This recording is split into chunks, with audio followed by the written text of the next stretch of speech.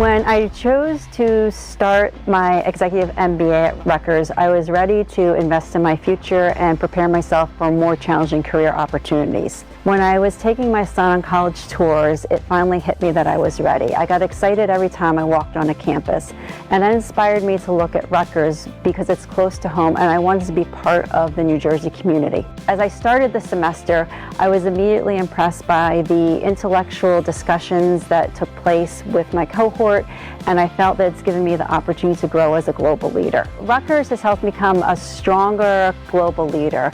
The courses, particularly in macroeconomics and global trade, have helped me build a stronger foundation for the needs of customers and colleagues around the world. What I've experienced in the EMBA program today is the importance of staying curious. Because the class is a very diverse group, we're all coming from different backgrounds and perspectives and different questions, and that makes it exciting because we're constantly learning from different cultural lenses. In the business world today, it is important to understand the perspectives of others. It is critical to pause and seek understanding before making decisions and understanding how our global policies impact the economy.